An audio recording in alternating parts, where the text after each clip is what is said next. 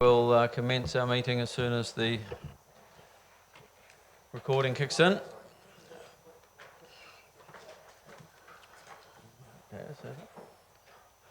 So welcome to the first Urban Form and Transport Development Committee of this triennium. Particularly welcome the newly elected members and welcome back returning members. Look forward to working with my Deputy Chair Heidi Hughes through this triennium as well.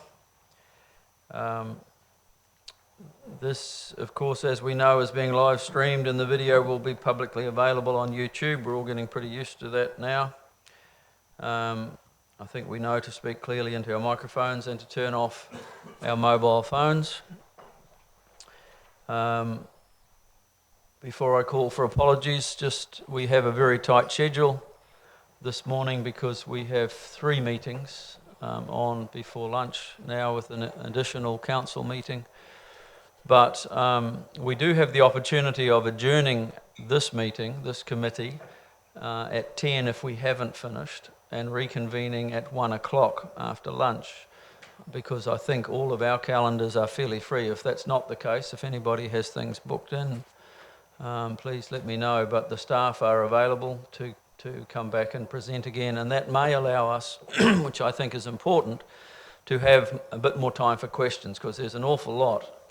Although there are no decisions being made, therefore no great debates, there is a lot of information here that we need to get up to speed with, and I'd like to allow a lot of questioning if we can. So if that seems to meet the approval of the room, we'll have that as a backup. Doesn't mean we need to waste time, but if we need it, we can adjourn at 10, have a half-hour break, and then start the FARC committee. So apologies. I know we have an apology from Councillor Bill Granger. I don't think anyone else is absent.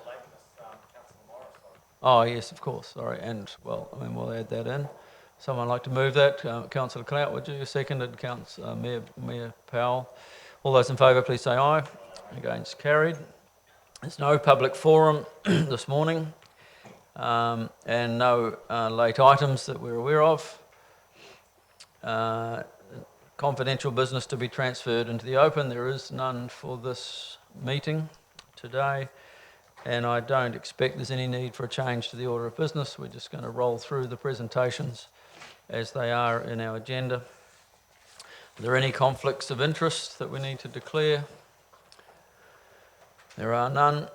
So we can move to the first item of business, the Growth and Land Use Projects Progress Report. If I can ask Andy Mead and whoever is accompanying him at different times through the morning to come to the table. Thank you, Andy.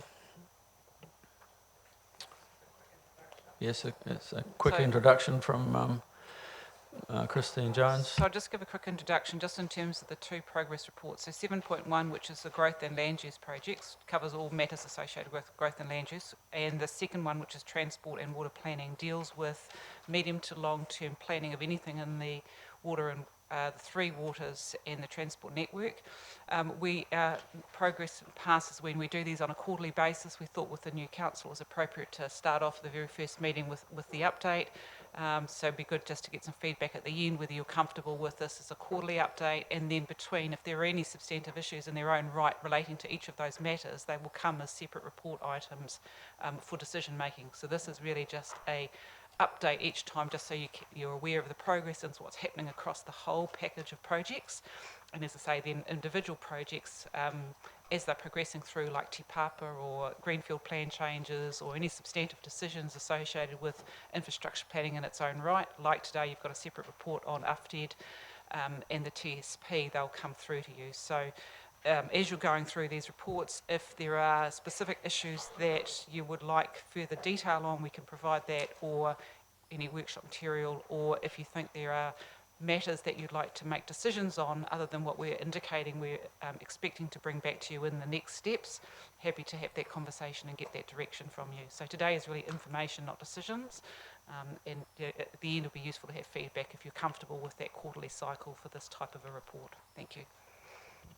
And Andy, if I can just ask, are you happy with, as you're going through this report, each time, the new subject, we could have questions on the first subject? Is that fine? We'll let you present and then we'll just have the questions at the end of that. Thank you. Thank you. So I guess we don't have a presentation as such prepared for this morning, so we're just happy to work through, I guess, each item in the attachments, if that works for you. So the first item that we have there is the Te Papa Spatial Plan. Carl Luca beside me is leading the Te Papa Spatial Plan, so I'll let him speak to it just in a moment. There's two quite substantive attachments to the report as well, which go through the engagement to date, which Carl can talk through. But the Te Papa Spatial Plan came out of the Tauranga Urban Strategy work from a couple of years ago. It's driving towards a change in urban form in our city, towards more going upwards than going outwards, if I could put it simply. We're focusing on the Te Papa Peninsula, which is from the CBD down to Greerton and Barks Corner, and there are multiple reasons for that. Effectively, it's nice and flat and resilient from natural hazards. It's elevated from climate change risks. There's lots of jobs, lots of schools. There's good public transport, which we're improving, and good options for walking and cycling. There's some significant commercial centres down there and employment centres like the hospital. So it's got all the ingredients of being a very successful intensification area. And like I say, we're focusing on spatial planning that area at the moment. So that looks at what type of densities are appropriate in what locations, what infrastructure, both hard and soft infrastructure, and other initiatives we need to support that and make that happen and drive that change. What we will do once the Te Papa spatial planning work is more advanced or complete is we will look at rolling out similar processes in other parts of the city. So I think that's all I need to say. I'll just hand it over to Carl to give an update on where the project is at. Morning, everyone. So my name's Carl Luca. Just for those who don't know me, I'm an urban designer and urban planner within Andy's team.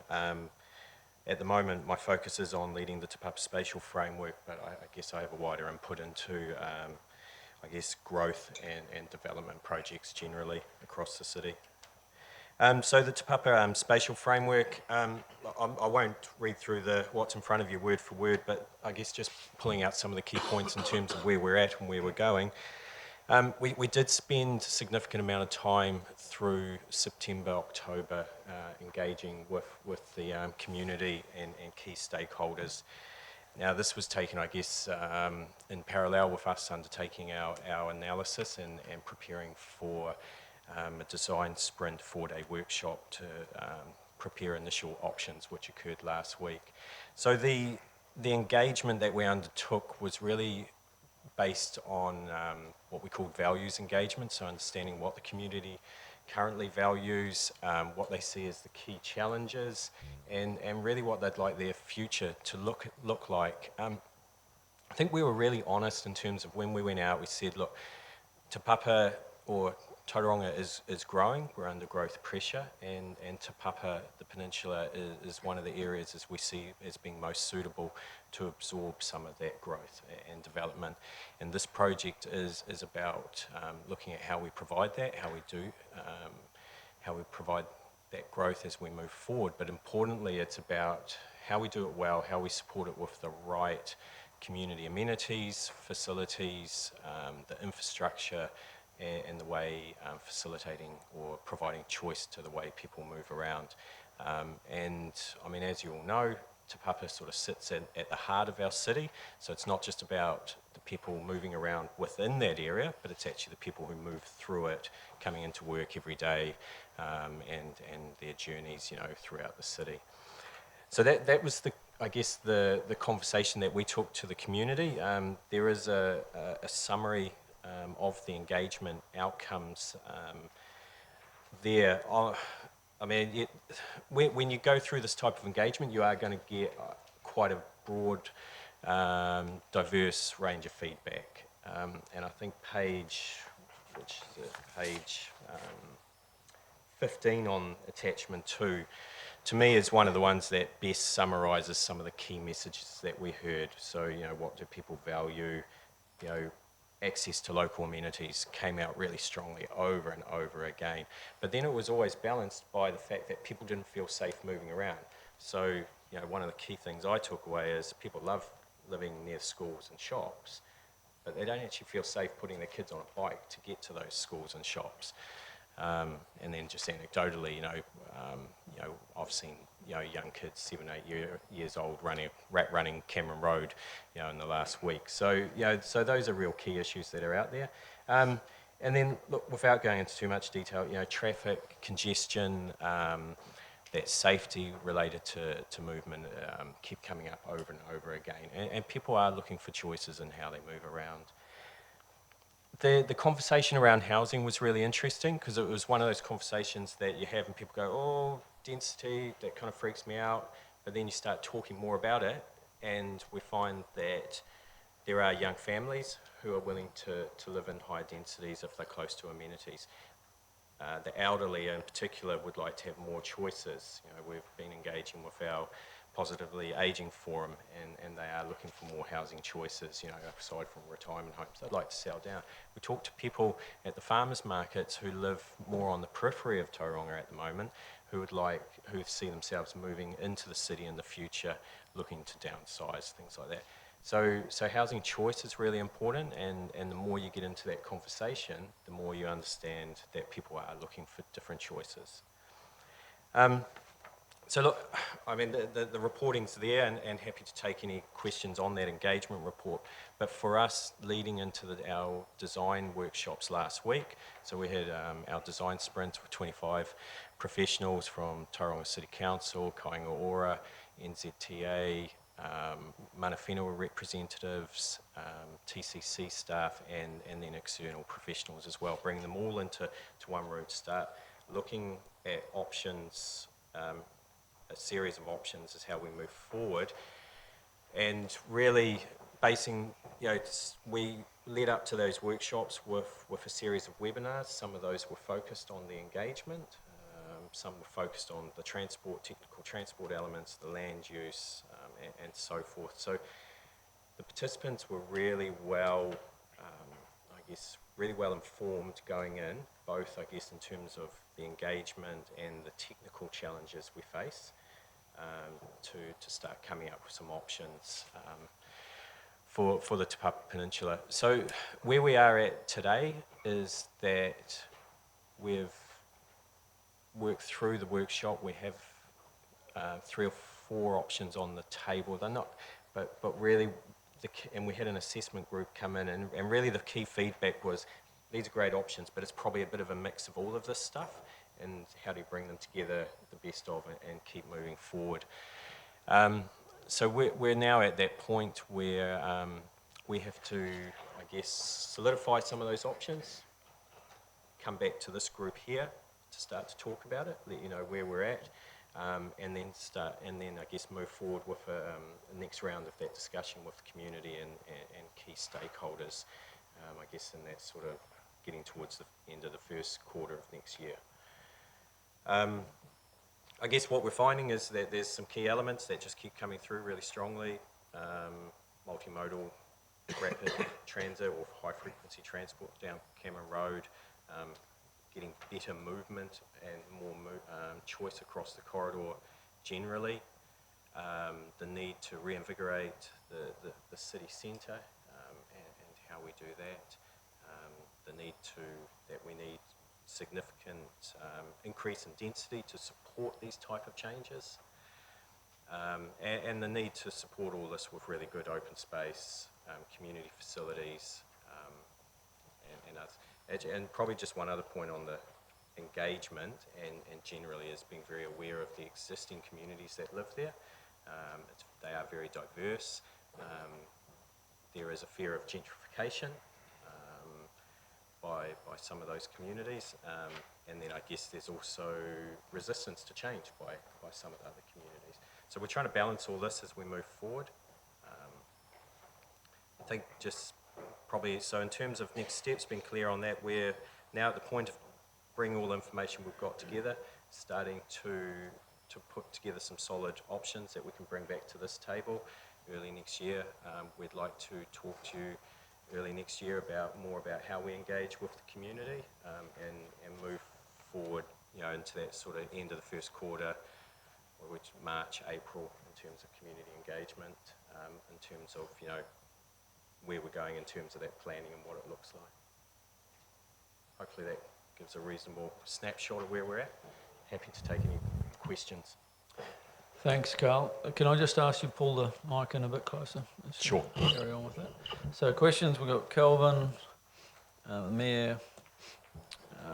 Kelvin, where are you going? Thank you. I've got two questions. The first one is, when you sort of break it down into all these sort of community outcomes, connection to community, feeling safe, access to services and shopping, amenity, green spaces, etc., ease of moving around. I mean, they're very generic and they could apply right across the city. So it sort of makes me wonder, what are we learning here that we didn't really already know or understand through this process? That's the first question. Second question is, I noticed there's a difference in the number of responses for each of those sort of elements. So you've got what the Te Papa community values is, there's only 87 people responding to that. And where, in terms of what do we value most about the neighbourhood you work, learn and play in, there's 176. I can't see why there's such a variety of numbers of responses. So those are just a couple of concerns that I have. Okay, I'll touch on the second question first. So what we wanted to do in the reporting was be really clear in terms of the number of responses that we got between local people through the surveys, and I guess the broader both Te Papa residents and those who live outside the area. So the number closer to the 100 is Te Papa residents who identified themselves as residents, and the number close to 200, which was the full survey responded, is Te Papa residents plus those who responded from outside the area. And I think, it's a discussion we've had as well around the number of respondents generally, and I think what I found, and I fronted about 80% of the engagement, was that the messaging that we got, whether it was one-on-one conversations within a farmer's market, through our community workshops, or through the survey respondents, generally sent the same messages. So I'm very comfortable that we've had quite a broad discussion with the community, and this report is reflective of the outcomes.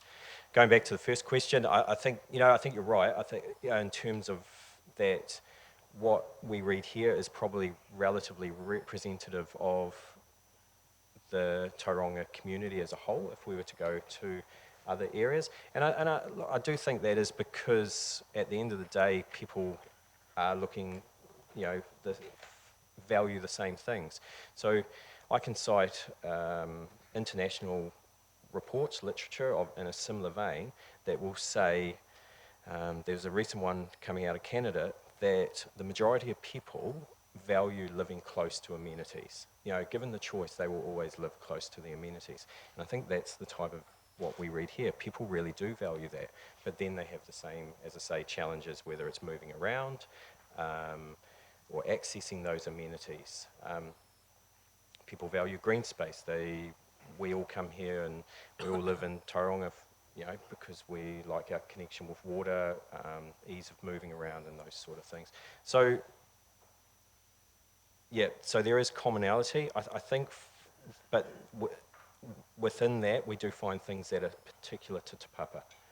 So, for example, people talk about the culture and the heritage that underlies Te Papa.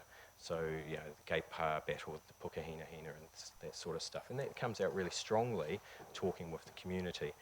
I think the issues around moving around are very real to Cameron Road or to Te Papa because of Cameron Road, 15th Ave and other areas, and we may not face those challenges within some of the other areas. So yes, some is common across the city and some are specific. Yeah, Carl. Thank you, Chair. Carl, can I firstly just commend you and the team for the work you've done? I think it's just tremendous. And to get to this point, it really does, in my mind anyway, enable us to at least think more clearly about the issues and to be able to move forward. I guess I've got 3 questions under the heading of communication. The first one is, and you alluded to it really, apropos Kelvin's question, Te Papa is a very long stretch with a very diverse series of communities, if you say, take it from, you know, the Domain, which is city-ish, if you like, right through past Gate Power and onwards to Barks Corner. There are diverse communities within that stretch, as we all know. As part of comms, have we communicated what intensification actually means and looks like? Do they know that it's multi-level buildings and it's probably each side of Cameron Road, thereabouts, and there are pockets deeper than that? And yeah, I appreciate that you're talking about green space, but have we really given a visual imagery of what intensification actually looks like? And I asked for a very specific reason. I gave a speech last night and it came up, and I gave a sort of a word picture, and it was quite shocking to a couple of people to realise that's what it actually meant. The second thing is in terms of multimodal transport options, again, have we communicated what that actually means? Because when I talk to most people, they think of it as a bus lane. That's the vast majority. Sorry, Heidi, it doesn't include bike in people's minds. But I think we are talking about other things other than just a bus lane. And I wonder again if we've really pushed that whole concept of alternative transport methods as a bona fide means of getting around the city, rather than, for example, using a bicycle as just a form of recreation. You know, have we done? And I guess the third thing, and this is to your point about green space, have we really enabled people to understand that with intensification, we are also looking at green space, and we talk that great. I'm not sure where we saw it now, that presentation on the green necklace. Now, have we linked all these various forms of imagery together as a strategic form of communication? That's kind of really where it's at, because the feedback I'm getting is, yes, everybody wants that, your diagram's great, and open space and natural moving around, all that sort of stuff, until they actually realise what it means to them. And then I've discovered it means something different in their minds. Thank you, Chair. I think it's a really good question, and there, I think we've gone part way there, but not all the way there.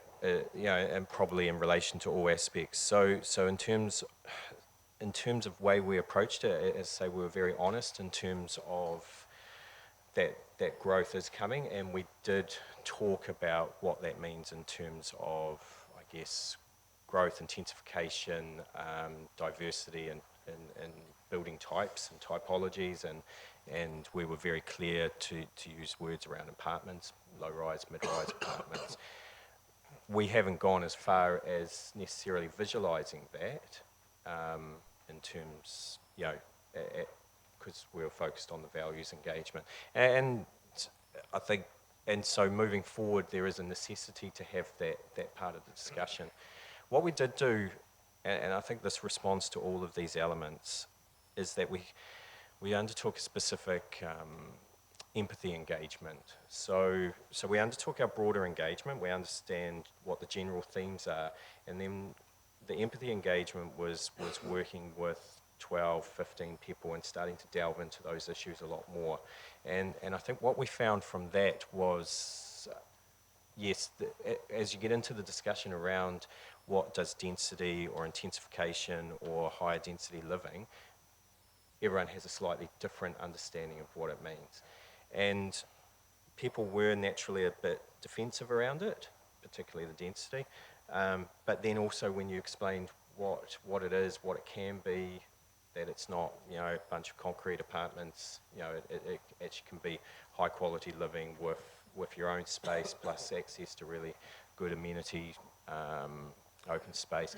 People started coming around saying, oh, okay, well, what does that mean for me? And I guess where we actually got with that conversation was a key recommendation that came out from our team doing it was the need to go out and talk about what density is. So I think getting exactly to your point, I think we're probably equally at that point with multimodal transport and what that can mean.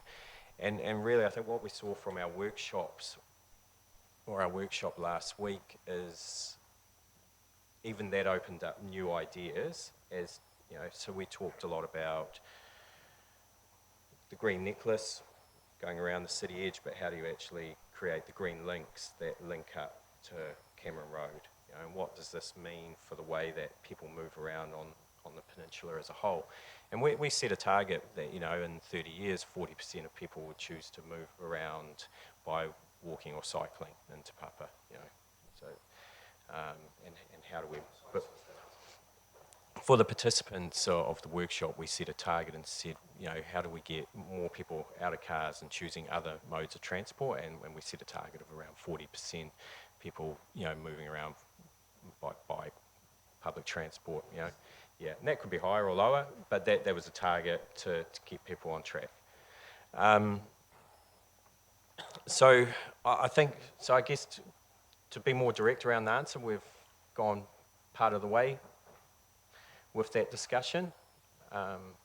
But going forward, in terms of the next round of engagement, we need to be a lot more explicit around what it means. But I think part of that is being clear and taking to the community what the possibilities are. What does change mean? What is the positive story alongside that?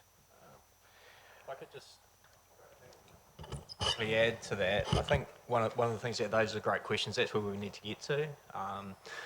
In terms of the plan, with a very good community understanding of what the plan looks like. But we're on the journey to developing that plan. And I think Carl spoke about the design sprint. And in the design sprint, there were initially 3 teams that were looking at 3 quite different options around what the plan might look like on the ground. So an option where, you focus growth in along the Cameron Road corridor. One where you focus growth around the commercial centres, so the city centre, Greta, and those sorts of areas, and one where you look more generally and disperse growth across the area. So we're not quite at a point yet of saying the apartment buildings will be here, the terraced houses will be here, and the low density remains over here. There's still a journey to go there. So, we're just working on that, and that will be coming back to you early next year. Councillor Kitty. So first of all, again, thanks for all the work you've done. I think it's amazing. I think, just to reiterate what Tenby said, probably for the community and the engagement side, it would be great to go back to the basics. I mean, you're dealing with this all the time. We're going out to the community talking about intensification and multimodal and whatever else it is, and that it does frighten the community. I'm wondering if, there could be a series of, I'm going to, for want of a better word, a town hall event, so to speak, that we get the media on board and we just give a little brief description of what these words mean and what it means to us in Te Papa, Tauranga and the wider area, because obviously it's not just going to be Te Papa, it's going to be everywhere. And I think the engagement side is just so that they know. So there's a spread in Sun Media or Sun Live, whatever we're using. There's a spread all over Facebook, and there's an opportunity for them to meet us at places so we can talk about it in basic terms so that everyone understands. I think now is a good time to do that before we present them with, hey, this is the best option because this is the engagement we've done with this percentage of people. That's just my thoughts. Thank you for that. I think this primarily seems to relate to the intensification plan changes, and I think that's the next item on the agenda. And what's actually going to happen is we're going to pick up the land use components of Te Papa and drive them through our intensification plan changes. Janine in the back is going to come and talk to those shortly, and we also have our communications guru Emma, and collectively that team is working up an engagement plan for those plan changes. So they might like to speak a little bit about what is planned and how we can integrate your thoughts into that and how that might deliver on the community needs, I think. Councillor Hughes and then Councillor Salisbury.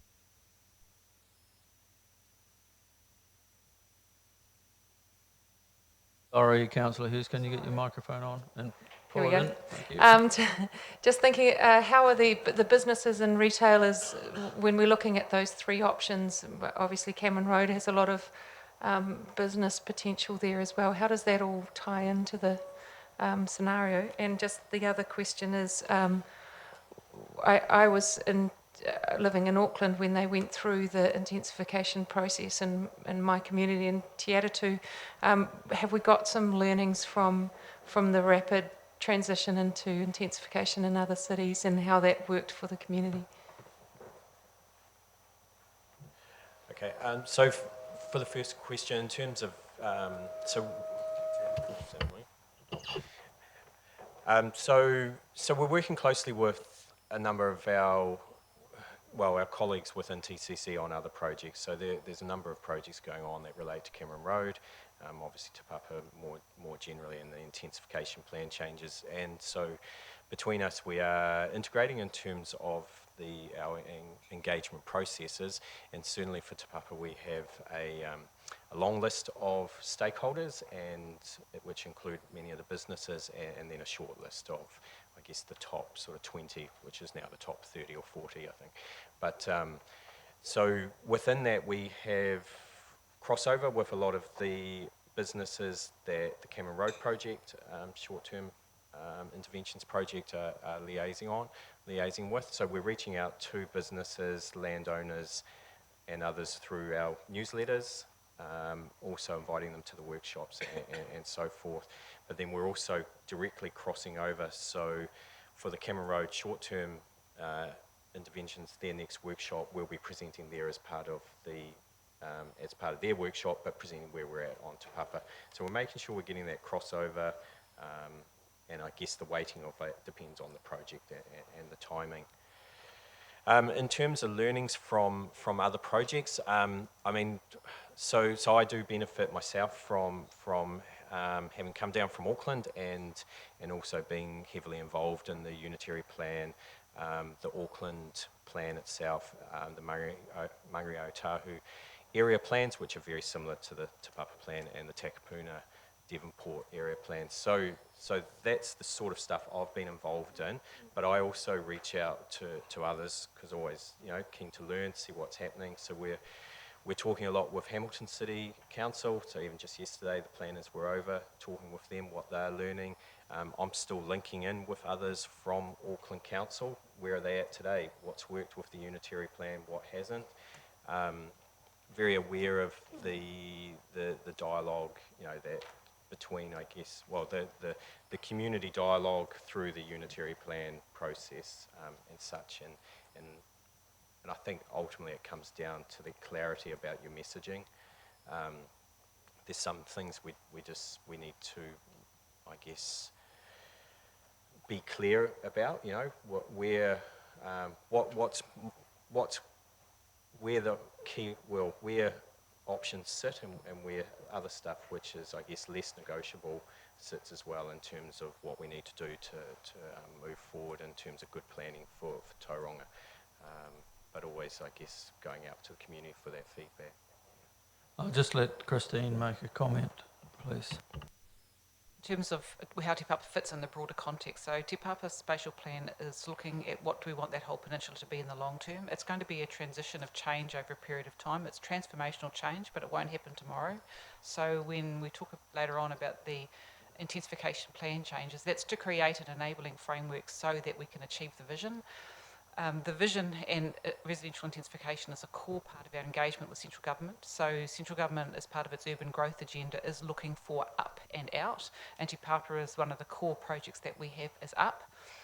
We've talked to you before about the reason we've chosen that peninsula is because it has a lot of the community amenities, so it has schools, it has significant employment like the hospital, etc., and it is low on hazards compared to other parts across our city. So we're not yet in a position to be able to go across other parts of our city. But I think it's important to keep that longer term context in place, and I think one of our key learnings from our own previous experience in both Arataki and Greerton is that when we went and spoke to the community about the vision, some of them thought that it was going to be an overnight or a 3 to 5 year change, and that the entire area would have, townhouses and apartments across the whole thing.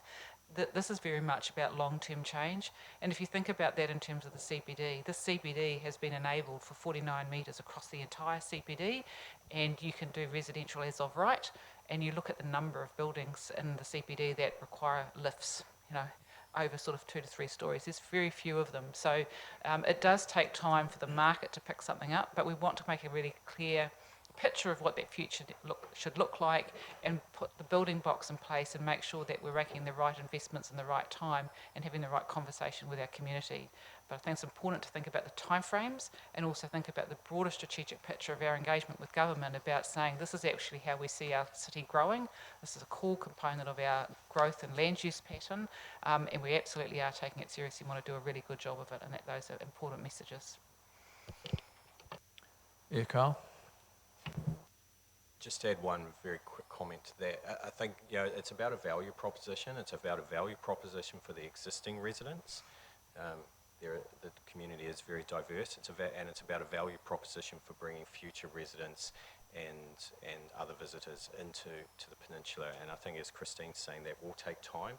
It's about that kind of incremental change, value proposition, investment over time. And I think that value proposition is a big part of what we're talking to the community about going forward. Okay, last question, and then we'll need to move on to the intensification plan change, which actually still is in the same space, so some more questions can come then, but we'll get on to that. Councillor Salisbury. Thank you. Given that we've got a relatively small size of responses to the engagement, do we have something that actually helps us identify that we're getting the opinion of the diverse range of people that do live and work and study in that area? Is there a process that within that we know we're identifying the diverse voices? So after we undertook the community workshops and we got to the end of those, we sat back. So that was the end of, that would have been about mid-September, and at that point in time we reflected, is this engagement going well? Are we being successful? And really what we identified is that there were some significant gaps, particularly in terms of reaching out to communities in Gate Pa, Maryvale and those areas. So at that point in time we looked, how do we move forward? How do we fill those gaps? How do we make sure we are reaching out to engaging with the diversity in that community? Our community development team within council has really strong relationships with many of the communities there, but also represents the Smart Growth Forums or helps us facilitates meetings with them, which include Positively Aging Forum, the Youth Forum, the Disability Forum. So between them and then also reaching out, so we reached out directly to other groups such as the Pacific Island community, some of a broader immigrants community through the New to Tauranga Expo and a bunch of other, I guess one-on-one contacts with various groups through our community development team. We were able to, I guess, spread our touch points a lot. I think probably coming out at this point, we also went, okay, when we go out next time, we now know who we can start with, because we kind of ended with some of those. So, look, probably to answer the question, we did see gaps. We've started filling those gaps. I think next time round, we're probably much better placed to do it. And I think going back to one of the early questions, and my feeling around the engagement more generally is having fronted much of that engagement and talked closely with our colleagues, we feel that we've probably got the right spectrum, or we understand the messages coming through. We feel those are the right messages, but there's probably a bit of weighting in there. Different communities will put different weight on some of those. Gate Pa, Maryvale, it probably is a stronger, there's a need for change there, but there's also that fear of being pushed out, whereas other communities will have other challenges that they're facing. So it's a weighting towards communities, and as I say, I think starting with some of these communities next time around will be really important. For the benefit of those who are watching perhaps and don't have the document in front of them, the next steps show that late March, April, there is community and stakeholder engagement further, and then the finalisation April, June. So this is a journey we're on, isn't it, Carl? And we haven't finished our engagement or our consultation. When we move on to the intensification plan, Andy, can you also explain how the two work, the plan change and the spatial plan and so on, and how these things are working into that whole project? And we'll move to that now if we can. Thanks, Carl. Well done, thank you. And thanks. Janine, would you like to come up? So Janine Speedy is team leader in my team of the district plan area, so in charge of our city plan document, the upcoming city plan review, and all of our changes, so effectively making changes to planning rules, rezoning areas for development and such. I'll just quickly introduce the intensification plan changes. And then hand over to Janine to speak in just a little bit more detail. I think the first key point is that we're on the back foot around our planning rules for intensification. So our city primarily over quite a number of decades has focused on greenfield development, and in the more established suburbs of the city focused on, I guess, retaining the lower density suburban environment rather than allowing significant land use change towards things like terraced houses and apartments. There are some smaller parts of the city which are enabled for apartment living, such as the CBD surrounding city living zone in the Mount North area, but largely those are just small areas of the city. And with the growth of the city and a change from being a small provincial city to a more regional, larger centre, and the challenges we have in many regards around growth, we need to be building both upwards and outwards. We need to enable a much more intensification.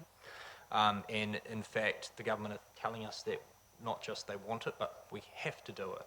And in a later item on this agenda, we'll talk through the National Policy Statement for Urban Development, which is setting, at least in its draft form, a very strong direction and mandate around delivering intensification. And they flavour both the spatial plan and our intensification plan changes themselves. So I think what Janine will probably touch on a range of subjects, but we've got some real natural hazard issues which are associated with our plan changes, some challenges in some parts of our city. We're looking to go through a streamlined plan change process to make this happen quickly, because we need it to happen quickly with our broader development capacity constraints across the city. Just in terms of Te Papa, as the chair brought up, these two things are closely intertwined and linked. Effectively, what we're looking to do through the intensification plan changes is generally enable sort of lower density forms of intensification across the city, duplexes and terraced houses, you know, kind of 2 and 3 story terraced houses, but also apartment building. And the Te Papa work really is going to determine geographically where those apartments should go initially, and they will be down the Te Papa Peninsula. But where exactly along the Te Papa Peninsula, we're not quite sure. Janine will talk a little bit around the timing of the project. The engagement has already come up, so we will certainly touch on that. One of the key issues though, and I think Christine has mentioned this, will be my final point, because you've heard too much from me already, is that this is going to take time. At the moment, even if you look at the numbers, from a developer's point of view, the numbers don't add up in many locations across the city, particularly around apartment building, but also around some of the terraced housing stuff. So it is going to take time. We are going to have to work through multiple property cycles. There are going to be some parts of the city that move more quickly than others. So I'll leave it there and I'll hand it over to you, Janine. No? Morena. So yeah, as Andy said, I'm Janine Speedy. I'm the team leader of city planning within Andy's wider team, and we are progressing a number of plan changes to our city plan prior to the full city plan review. And I suppose the largest plan change that we are progressing are what we're calling the intensification plan changes. And really over the last year, we've done quite a lot of work with Carl and our team to understand what those intensification plan changes look like, and we've really tried to provide for a spectrum of housing. So when I say that our main objective of our plan change is throughout our city, we are to provide a range of housing typologies. So traditionally within Tauranga, we have been very much delivering a 3 and 4 bedroom, and we know that over time, our demographics are likely to change. Our communities will have more of a need for 1 and 2 bedrooms. We're already starting to see it in the market and in our greenfields being delivered. So I'll just speak through each of the housing kind of typologies that we're looking to provide and where we're looking to provide those typologies across the city. So within the city plan, we have our suburban residential zone. The suburban residential zone covers the majority of our city in terms of residential zoned land. So if you're thinking about your suburbs, so your Otumotai, your Arataki, a lot of Papamoa, Brookfield, Bellevue, Bethlehem, the lakes are all zoned suburban residential. So within the current provisions, it's quite restrictive, and well, it's been very much, it's 10 years old now, and it was very much in terms of providing a low density type development, and so we have a minimum density of 1 dwelling per 325 and a height limit of 9 metres.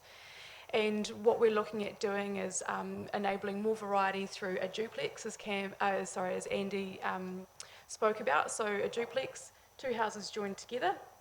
What we're looking at through the suburban residential zone is retaining the height limit, retaining the setbacks, but what we call the building envelope, what you're able to do within the building envelope is increase. So for example, at the moment, you may be able to deliver a 4-bedroom large house on a site within that building envelope, but what we're saying is, well, you could provide a duplex within that same building envelope. So through that change, we would like to provide it, we're looking to provide it as a permitted activity.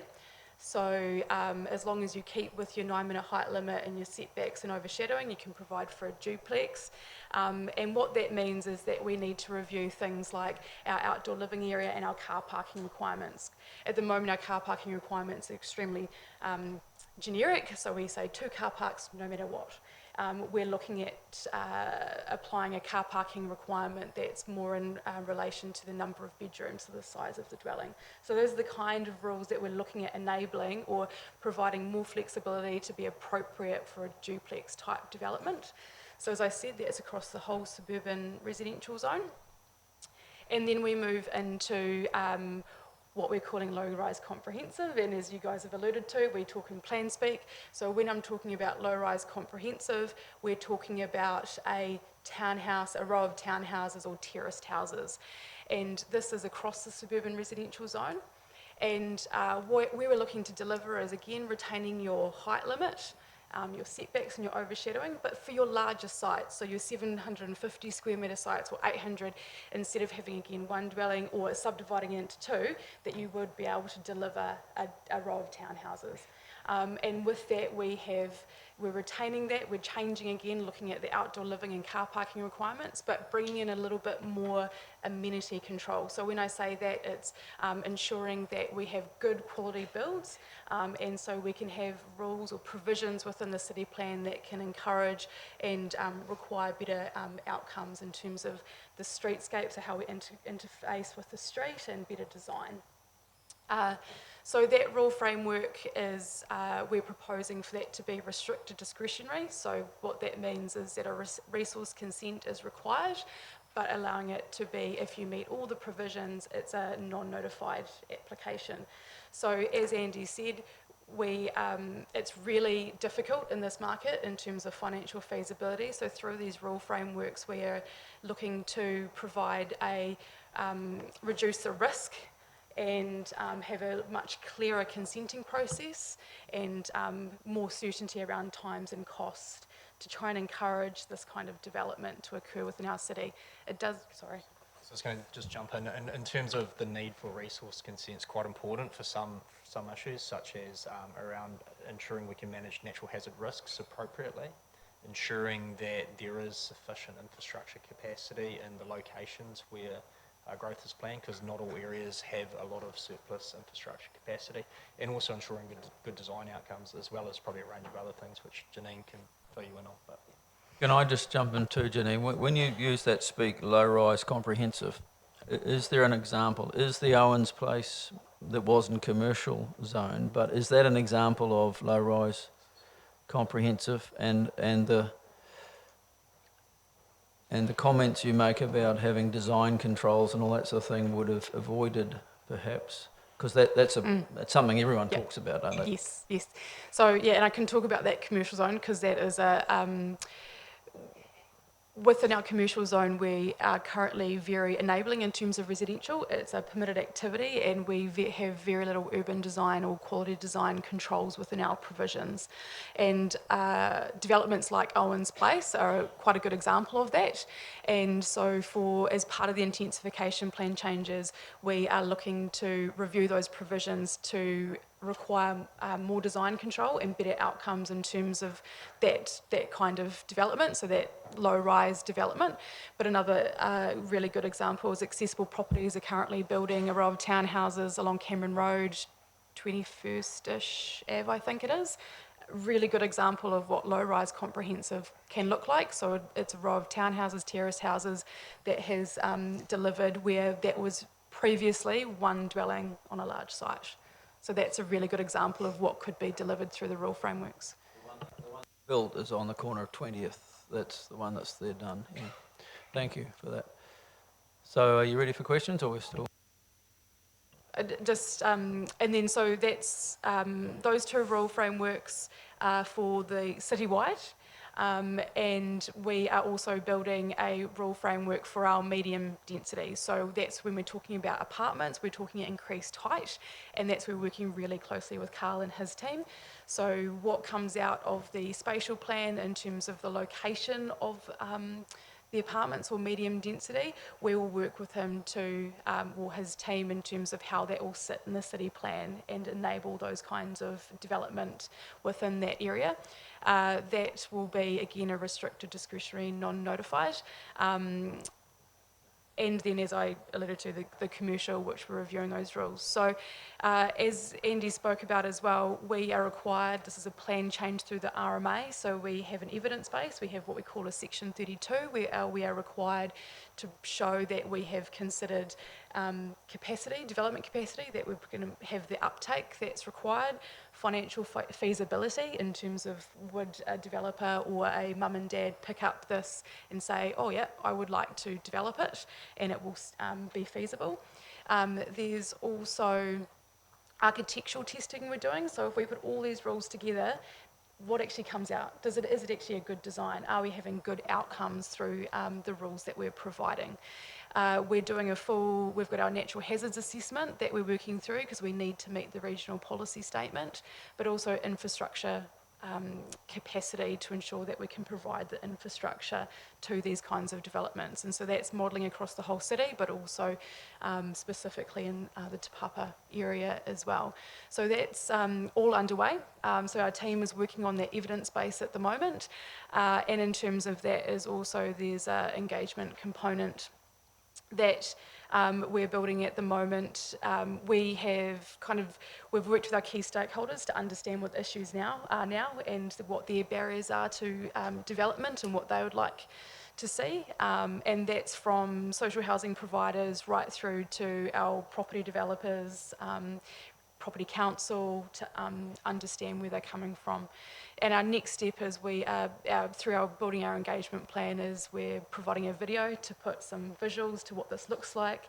That will then, that video will be translated into a hard copy fold out that for people that don't want to see the video or aren't connected in that way. And also a fact sheet that will again have visuals of when we talk about terraced houses or townhouses, this is what we're talking about. When we're talking about medium rise apartments, this is what we're talking about, and duplex. And then we'll be working really closely with Carl and his team. When they go out for their engagement, it will actually be a wider team engagement where we will be going wider. We'll be obviously concentrating on what's been progressed through the spatial plan and what that looks like on the ground in terms of our rules, but also the wider city in terms of the duplex and the townhouses and terrace house. So that's all early next year, and we'll be looking to come back to council early in the year in terms of the streamlined planning process and that process, what that looks like, and also the hearings panel, etc. So hopefully I've covered most things. Thank you, Andy. So just a couple of concluding comments before we move to questions. Just firstly, I want to say that, just to make it clear that these intensification plan changes are broadly across all of the residential zones in our city. Although only focusing on the duplex and townhouse type component generally, with apartments more specifically located. The issue with that approach is that in parts of our city there are long-term some significant natural hazard risks if given the environment we have to plan in, particularly around things like climate change and earthquake shaking risks. We must give effect to our regional policy statement, which is set by our regional council. That sets quite a high bar to step through and is one of the key risks in this project, that in some parts of the city we may not be able to enable intensification or to the level that we want to do it, or with the enabling planning framework for people to step through. There might be a whole lot of other rules or provisions that a specific developer might need to work through and might add cost. So that is something we're working closely with the Regional Council on. Just want to clarify just briefly around the streamlined plan change process. So the previous council passed a resolution to work directly with the Minister for the Environment and the Ministry for the Environment to progress these plan changes through an alternative pathway.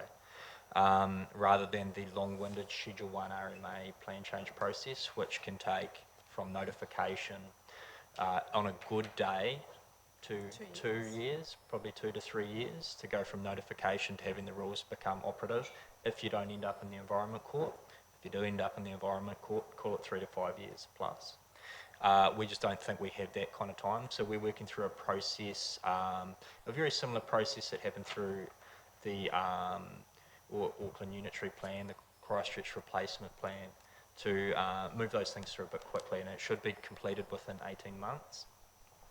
And we can provide some more detail around that.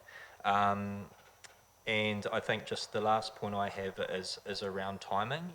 And because now we are aiming for engagement on the Te Papa Spatial Plan, which is critically linked around March and April next year, we're unable to move towards notification of these plan changes, so the formal submission process with the general public, until around August. Is that correct, Janine? Around August. So those timeframes continue to push out a wee bit. So happy to move to questions. It wasn't that long ago we were going to try and notify before the election, wasn't it? August last year, that's right. So, yeah. So questions, we have Councillor Arbery, then the Mayor, then Councillor Hughes and Councillor Clout.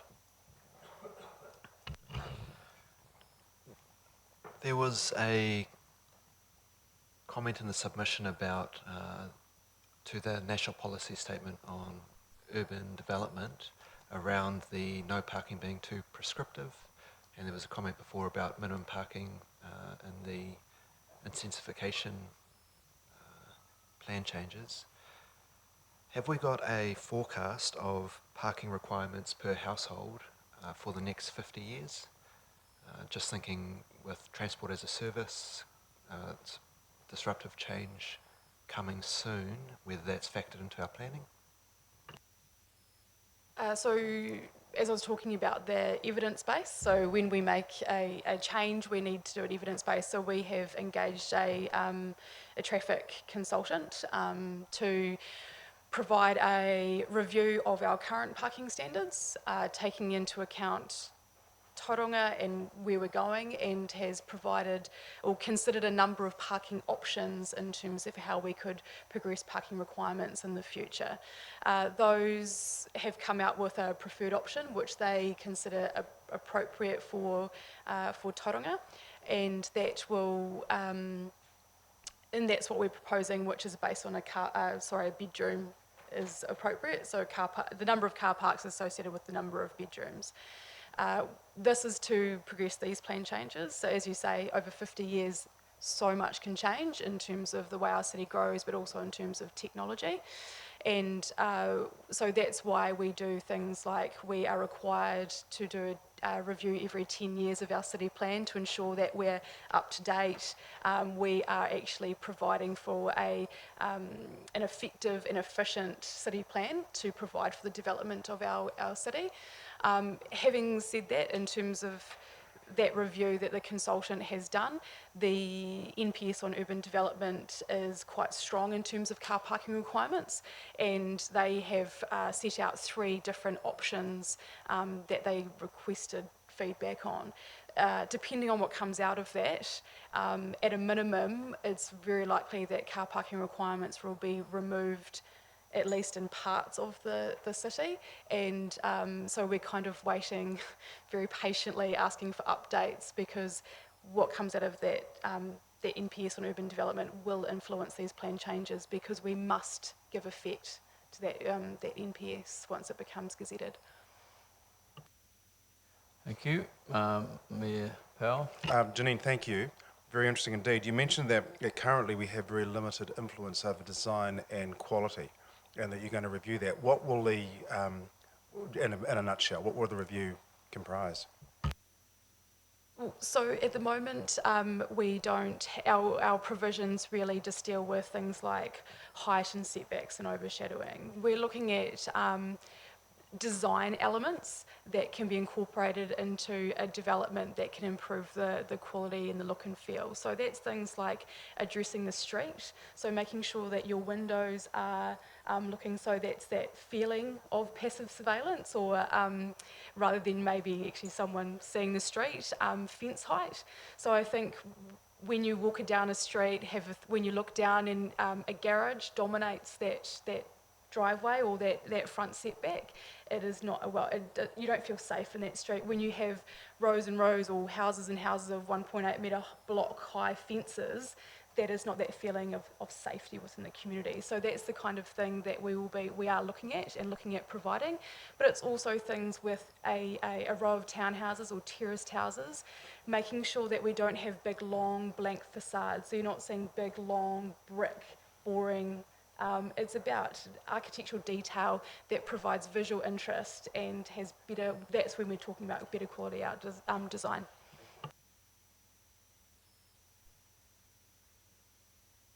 Councillor Hughes, then Councillor Clark. Thanks, Janine. Do those design features also, I've got 3 small questions if that's right, also take into account retail? And I'm thinking the likes of Bunnings, etc. Those, sorry, I shouldn't really say specific ones. There was a situation in Auckland that involved a big retailer, and the design principles for commercial didn't match up with the design principles for residential. I'm just wondering how we'll address that.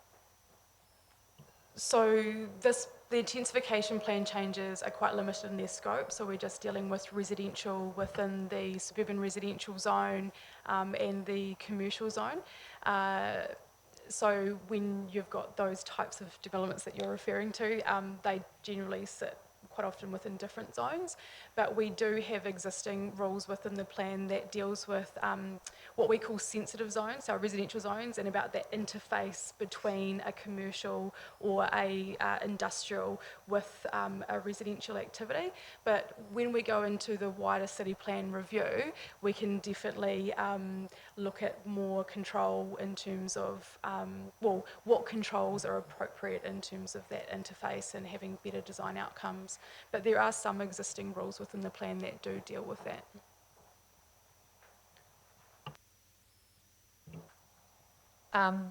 Also, so the next one is around the parking strategy. I don't actually know where the parking strategy is at, but is that dovetailing into your work? It'll come in the transport update later in this meeting, so Thank you. catch it there. And also minimum parking standards. I know there's some really, really interesting buildings that are actually having no parking now, that, and that's rapidly changing. What's kind of the potential for us to enable those kind of design builds within this? So at the moment, through the consultant's report, there is a recommendation that we still have minimum car parking requirements. And as I said, the NPSUD may change that. We do have existing provisions within the plan, which is a really good tool that a lot of developers or some developers use to reduce their car parking requirements. And they do that by what we're saying within the city plan is, yes, you can reduce your car parking requirements, but with that, you need to have a travel plan, you need to have end-of-trip facilities, you need to make sure you provide for your cycling facilities and encouraging people. So there is already the ability through the city plan to reduce those car parking requirements that sit within that. And I probably should have mentioned that with the review of the car parking requirements, we've also asked them to review the cycling requirements. So we, again, as I said, our plans is quite probably a bit out of touch in terms of that. And so we were looking at cycling requirements in terms of cycle parks within those larger apartment developments to try and encourage more multimodal. But yeah, so generally within this wider city, we have minimums except for the CBD, which doesn't have any parking requirements currently. Nice, thank you. Just one last thing was, are we considering a design panel? I know some cities that are going through this change have design panels. Yes, so and again, that's where councils like Hamilton City Council have been really useful and really helpful in terms of engaging with them because they're in that space. So we have had a number of discussions with them. So at this stage, we will be looking at a design panel as part of the city plan, wider city plan review. Councillor Clout, then Councillor Robson. Thank you. Just to back up some of those comments on the parking requirements on site, I noticed the accessible properties buildings that you were talking about, 6 two-storey townhouses joined together. I was very shocked to learn that the site coverage of the buildings themselves is only 30%, and largely because of our on-site car parking requirements, it looked like about 50 to 60% of the land is just basically concrete, just for that. So I just make that point that, you know, you could almost double the amount of people that you could house on that sort of block of land if we didn't have that. So, you know, I certainly support us looking at reducing those requirements going forward. Yeah, just in terms of giving feedback and going back to some of the early discussion around communication, I think we've got some issues about consistency of wording. So I heard Christine Jones use the word transformation, but I heard Carl Luca talk about incremental. And I think we've got to try and get some sort of consistency in language. I heard Andy Mead made me feel very good when he talked about small provincial city. This is going to take time, multiple property cycles, numbers don't currently add up. And I'm minded that having urban planners without economists is like having architects without engineers. Somewhere we have to get some certainty that the numbers, the economics of what it is we're talking about and the timeframes we're working in are actually have a degree of sort of sustainability, viability on an economic sense. And I'm a little bit concerned at the moment when I hear things about reducing parking minimums, and then I look at what's happening in Owens Place, and I look at what happens when you don't provide parks. People just spill out and you get the tragedy of the commons stuff, and none of this is new. All these issues are known, and I'm just looking for reassurance that we're not being driven by short-term fashion, and we're really looking at what the externalities are and making sure that's all being factored into what we're talking about, because what we don't want is not providing parking when actually people will just rock up with the cars and then park on the berms or park in the street or shut the street down and park in the, you know, we get those problems. Let's have a response from the staff if we could. I guess that's why we're taking it one step at a time. So if I just pick up on the parking issues, that's why we're not looking to entirely remove parking minimums at the moment, but just to, I guess, better target them at the type of dwellings you've got. So bigger dwellings typically will have more people and more cars, so more car parks. Smaller dwellings like 1 and 2 bedroom dwellings may require less car parks, less cars, and then also having provisions in the plan like Janine talks about where people can work through a process to go, yeah, but maybe I'm right beside this public transport stop. This is a social housing development, so there's less cars, so and then they can argue that further in specific circumstances. I think just picking up on your first point around the speed of change, which really is what it's about, and I think where we're at is that we've got a transformational vision over a long period of time, and we need to work about, in terms of steps about how we get there. And what we're saying is, if we just enable it, and that's all, it's going to be possibly a longer process than we hope. So we have to do more things to unlock and deliver, and we have to work with our partners in government, accessible properties, social housing providers, NZTA, to try and unlock what we could term maybe some more transformational developments in the shorter time period. There's very limited opportunities there, but there are some, and that they will come through the Te Papa spatial plan. So that's the way I think about it. Just in response, I note that Farmers, which is probably the biggest transformational project in the CBD, are tripling, and very proud of the fact that they're tripling the number of retail car parks available on that site. So we have to be careful that the market isn't, you know, giving us very, very different signals when people are investing big lumps of their own money. Okay, any other questions from any members on this particular topic? I've got a couple I'll finish off with. Just quickly, Andy, how many in your team over all of this? I think it's somewhere around the 20-something, 26, I think Christine has said. Yeah, so we've got roughly 30 FTE positions in the team, and that's across not just the land use planning, but the transport planning and the three waters planning, growth monitoring projections are across a range of areas. We've got around 25 of those positions filled, and some of those unfilled positions are long-term vacancies. It's really hard to find the right people to fit in, and also once we do get them, we've got to do our best to keep them. So resourcing is always a challenge, but I think in terms of overall numbers that we've had approved are good. It's just about getting the right people on board. How many in your team, Janine? Just on the planning? So for the city plan, we have 6 full-time, but we have 1 vacancy. Use some consultants through the process? Yeah, we have engaged 1 consultant who works 2 days a week, primarily on the intensification plan changes. No, I felt tired reading through it all. There's an enormous amount of work going on. So, can I just raise two or three just quick questions? One, with the suburban residential zone changes, we're still tending to focus on new builds, and I'm still concerned that, you can assure me or reassure me, because I get architects telling me they have clients coming in saying they've got an old 5-bedroom house, 4-bedroom house, whatever. They want to make it into a duplex, but they can't get through it because of our current plan. Are we going to look at that opportunity and try and make that happen as a permitted activity easier for existing dwellings? Because otherwise it's take the thing off the site and waste an equity that's there and do a new build, or we do refit some of our older houses. So in terms of a large house and say dividing that into a duplex or 2 dwellings, that at the moment within the city plan it depends on what your minimum lot size is.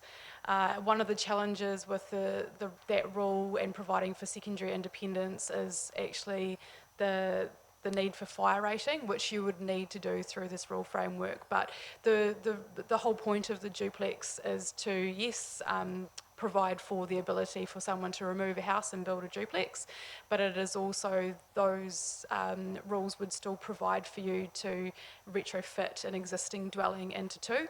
But I think the fire rating can make it quite challenging, and you would still need to pay your development contributions, and your rating would obviously change as well.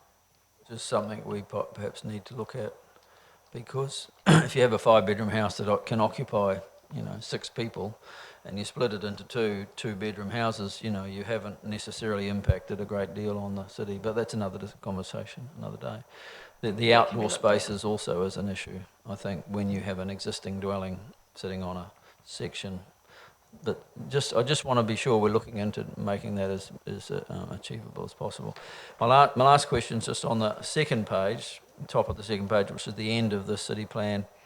Andy, it says that a report will come to the Urban Form and Transport in early 2020 confirming using the SPP. So have we only so far confirmed this going to the draft stage, and you're going to need another resolution? And then secondly, the makeup of the hearings panel.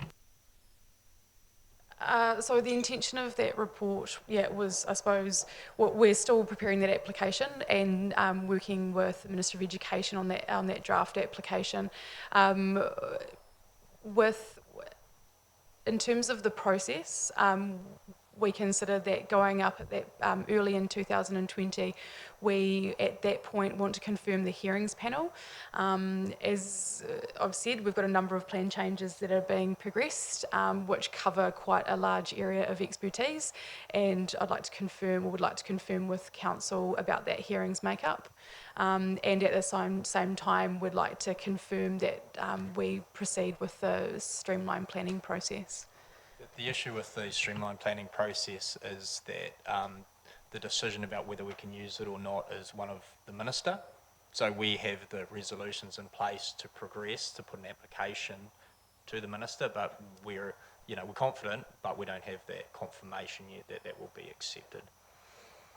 And when it comes back to us in early, you can clarify for me what early is, but when we make that decision about the hearings panel, I think all the members need to know that what time frame they have if they're wanting to get RMA Commissioner accreditation to get onto that hearings panel. At the moment, there's only 2 of us that could, or that have, and this isn't going to be an important discussion.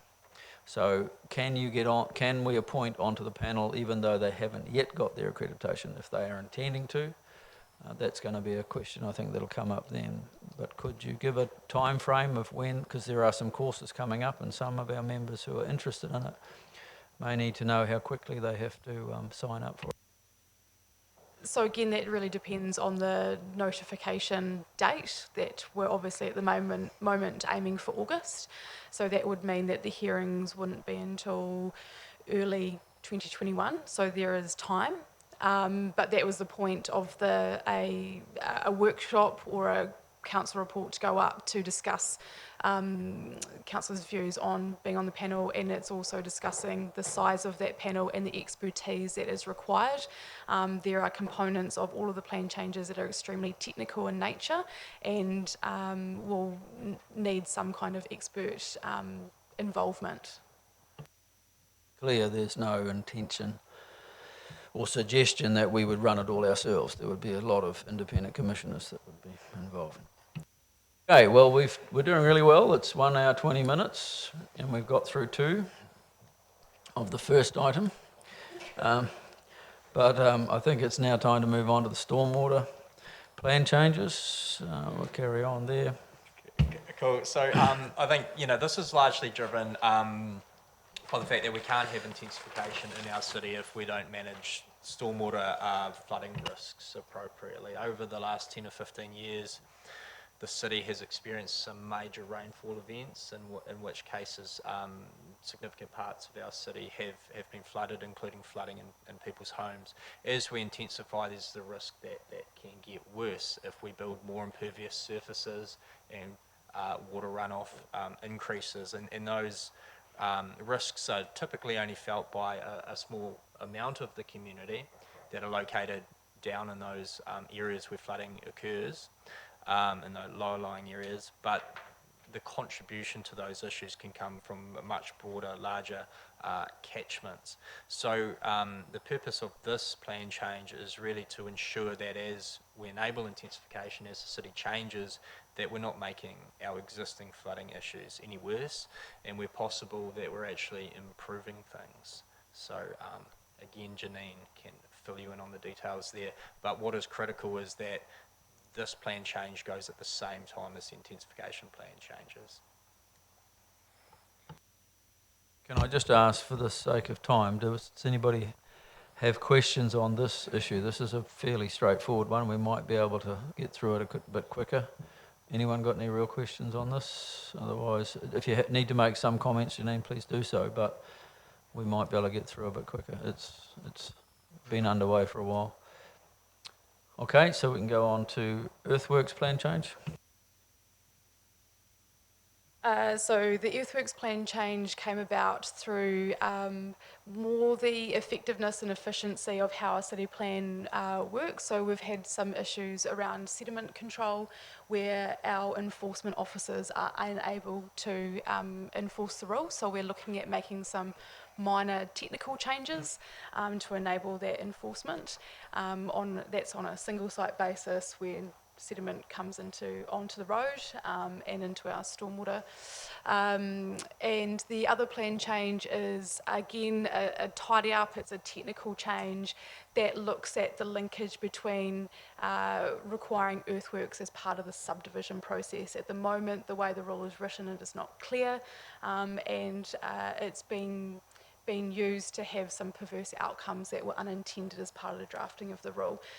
In terms of the timeframes, they are tracking reasonably. It's tracking reasonably the same. I think it's quite different to the stormwater and intensification plan changes in terms of its size and its nature. As I said, it's very technical. It's for the efficiency and effectiveness of the city plan, and so it is likely that we would hopefully seek notification of that plan change prior to the other plan changes. Great. Councillor Hughes? In regards to that change, I know there's been some issues with sedimentation from individual developments into the harbour. Is this going to offer more protection, or is this going to actually take away some protection? It's not offering more or less protection. It is about providing council with the ability to enforce a rule that already exists within our plan, and that is about making sure that sediment does not leave a site, so it is retained on site. There is a very strong linkage with regional council, and as a city council we need to be really careful that in terms of water quality and in our waterways there is an enforcement role, and there are provisions that sit with regional council in terms of water quality and sediment control as well. Thanks.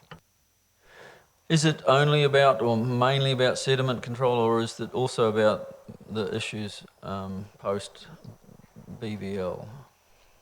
Yeah, so we took a report up a couple of months ago to the UFTED committee that identified the three issues that the Inspire consultants did quite a very thorough interview process with key stakeholders, and it was about the driveway steepness that was not identified as really an issue. The other one was subdivision or earthworks post-subdivision, which is related to that issue, and that's where we're doing a technical tidy up to make sure it's clearer within the plan of when earthworks would be required.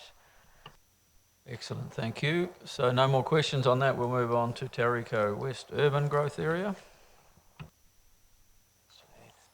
Cool. Cam Larkin will also come and join me. Campbell Larkin is the team leader of our planning projects team, largely charged with greenfield structure planning projects and also the vexed area of natural hazards and resilience. So Cam's got a very exciting job. I'll just quickly say a couple of things around Tauriko West and then hand over to Cam to give you a little bit more detail on where the structure planning's at and some of the detail.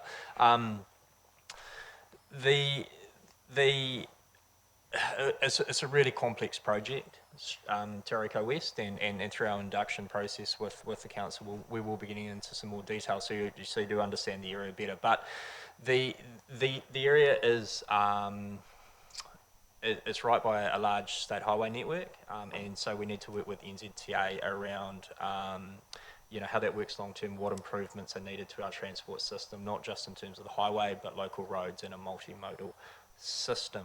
The area previously was outside of the urban limits. We've actually completed a process using the streamlined plan change process led by the regional council to bring it into the urban limits. And now we're going through a process with the local government commission to transfer around 2/3 of the catchment from the Western Bay district into the Tauranga City district, because all of the land's not within our district boundaries at the moment. That process is going well. What's not going so well though is the transport planning.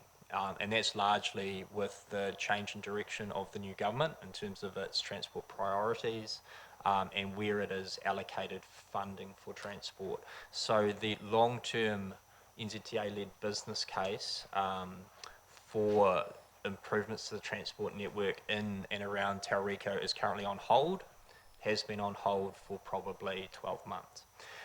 There are some signs of life, but no confirmation yet around when that might get picked up again.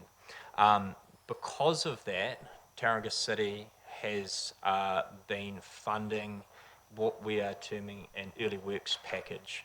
Now, if we want to get housing going within the next sort of 5 to 10 years, it's essential we do something there. We cannot rely on NZTA delivering large-scale redeveloped state highway network within that time frame just because of the sheer process involved, business cases, multiple levels of design, designation, procurement and delivery. Those projects are 10-year type projects. So our early works package is focused on improvements to Cambridge Road, some limited widening of the state highway network, an access point to Tauriko West on the upper plateau, and importantly, a new roundabout and southern connection into the Tauriko business estate. The current staging rules in our district plan for development of the Tauriko business estate are such that development pretty much needs to stop where it is right today unless that project is delivered. So we will again, through other processes, talk about that in some more detail. We would all like to see the big bang infrastructure solutions in place today, but realistically, we need to strike a balance of being able to deliver housing and a more incremental or staged approach to the state highway delivery. I won't touch on this any further because I want to hand over to Cam to talk about structure planning, but when we talk about the essential freshwater package and our submissions on the national policy statements later in the agenda, there are some risks in there that relate to the Tauriko West project. But over to you, Cam. Talk about the structure planning. Good morning, everyone. So just stepping through the Tauriko West project, so just to be mindful, back when this project was started in 2016, it was not included in the smart growth settlement pattern. So there's actually been little to no planning for Tauriko West before we picked it up, and that also creates a number of issues in regard to how we plan for Tauriko West because there was limited information, and we also in our forward planning have not provided for the long-term connections of state highway upgrade, water and wastewater networks. So as we have got into the Tauriko West project, the first thing we've started to do is work with the three main landowners. Similar to Timu, there are three main landowner groups and they're working collaboratively together, and there are a number of other smaller landowners. But when we started the project, it was 4 projects in one. The first was a change to the urban limits line, because the way in which our regional policy statement is set up is that you cannot go and do any planning to open up urban growth areas outside the use of other special processes, such as special housing areas, without changing the urban limits line. That process was completed through a fast-track planning process using the RMA streamlined planning process. It took over a year, and that wasn't in fact the streamlined planning process's issue. It was the negotiation with first the national government, and that was actually not signed off to proceed, and so we had to renegotiate with the new government in which to progress that work. So it actually took probably the same length of time as it would have been a planning process because we were working between the changing governments. As Andy said, we're working through a local government commission process. That is a reorganisational process between the two councils in which to shift the jurisdictional boundaries. 1/3 of Tauriko West is currently within the city, 2/3 is within Western Bay, and we're looking to change that. That has a whole lot of benefits to us. One, it is that we will have one planning regime over the entire growth area rather than having to have it managed between 2 growth areas, and infrastructure being managed over a growth area boundary as well. And then as Andy pointed out, there is a transport component, which when we started there was the design and realignment and strengthening of State Highway 29, and then there was the master planning approach and the structure planning. So when I talk about the master planning, that is the master planning of the land uses to go into Tauriko West, and the work that we have done has been heavily around understanding the earth movement and the landform that we would need to create in which to enable that growth area to proceed. It is largely broken into 3 parts. There is an upper plateau, a mid to lower plateau, and a much lower plateau. The landform rises between RL 51, being 51 metres above sea level, and down to around 3 metres. Okay, it is very close to the Wairoa River, which has mana whenua over it, and so we need to be very respectful and protection of the Wairoa River as the awa, and how we and which manage those earthworks around it, let alone the management of fresh water movement through it, stormwater management. So it's very complex in putting all of those things together. And then, so we've done a lot of work in that, and we have now moved from thinking about whole-scale earthworks into nuanced earthworks in which to protect freshwater management, the movement of water through the landform, and the management of stormwater before it goes into the river as we progress towards the development of a comprehensive stormwater consent. We've also been doing a lot of work around our waters and wastewater network, thinking about how we can actually open up Tauriko West using existing water and wastewater networks and the capacity on those, and then the long-term thinking around how we're going to actually need to build bulk infrastructure to provide for that growth area, let alone the potential future ones that may also reside in the Western Corridor. The key thing in Tauriko West is it's an undulating landform. It provides a significant opportunity for a very high quality growth area for a range of housing typologies, for delivering of intensification programs on the fringe of the city around a successful employment hub and retail centre, and the cross connections between it, providing bus priority to it and walking and cycling. But it is a difficult and complex landform for us to create and which to progress it forward. Okay. We probably have another 6 to 8 months worth of work in structure planning and landform planning, let alone, before we could move to a rezoning of that process. It is slow, and it's largely going to be based upon access to the state highway. All of the rules that would apply to Tauriko West we are working on at the moment, and they follow the work that Janine has just been talking to you about, because we're now working under a national planning standards template. So where we originally started the project, we were looking at creating a Tauriko West rural framework alone specifically for that growth area to meet the needs of higher density, intensification, a range of housing typologies, earthwork, stormwater management. We're now having to, under the new guidance and requirements we have to meet, we'll be having one size fits all across the city, which is pros and cons to it. Okay. Is that a comfortable introduction? Just a couple of additional points to add just quickly. I know we do need to move on. So Cam mentioned around infrastructure capacity, and what you need to realise here, what we're dealing with is when the lakes and the Tauriko Business Estate were structure planned, zoned and delivered, only enough infrastructure capacity for those two areas to be built out was created. That means our water pipes got very little left in them to get development going in Tauriko West. That means our wastewater pipes and pump stations are full. It means we need to plan and deliver significant new networks. They're going to be expensive because they have to go over long distances and through some difficult topography. I think just one thing just quickly in terms of housing numbers and densities is important.